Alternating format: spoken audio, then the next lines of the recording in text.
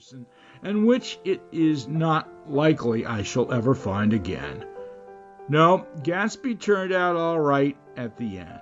It is what preyed on Gatsby, what foul dust floated in the wake of his dreams, that temporarily closed out my interest in the abortive sorrows and short-winded elations of men. My family have been prominent, well-to-do people in this middle western city for 3 generations. The Carraways are something of a clan, and we have a tradition that we descended from the Dukes of Backrac. But the actual founder of my line was my grandfather's brother, who came here in '51, sent a substitute to the Civil War, and started the wholesale hardware business that my father carries on today. I never saw this great uncle, but I'm supposed to look like him, with special reference to the rather hard-boiled painting that hangs in Father's office. I graduated from New Haven in 1915, just a quarter of a century after my father, and a little after and a little later, I participated in that delayed Teutonic migration known as the Great War. I enjoyed the counter-raid so thoroughly that I came back restless. Instead of being the warm center of the world, the Middle West now seemed like the ragged edge of the universe, so I decided to go east and learn the bond business. Everybody I knew was in the bond business, so I supposed it could support one more single man. All my aunts and uncles talked it over as if they were choosing a prep school for me, and finally said, "Why, yes," with very grave, hesitant faces.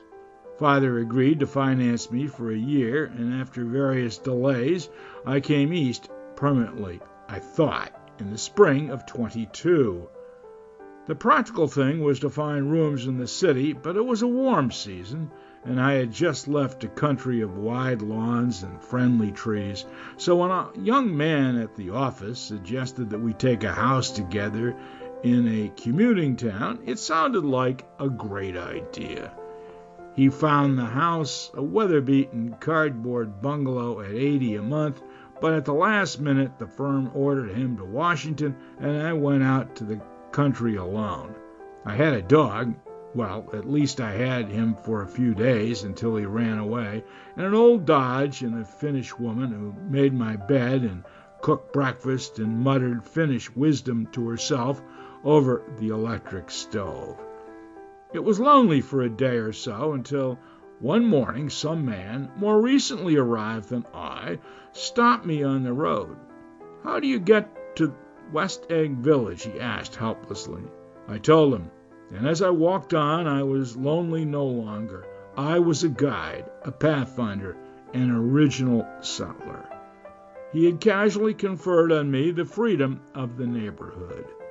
And so, with the sunshine and the great bursts of leaves growing on the trees, just as things grow in fast movies, I had the familiar conviction that life was beginning over again with the summer.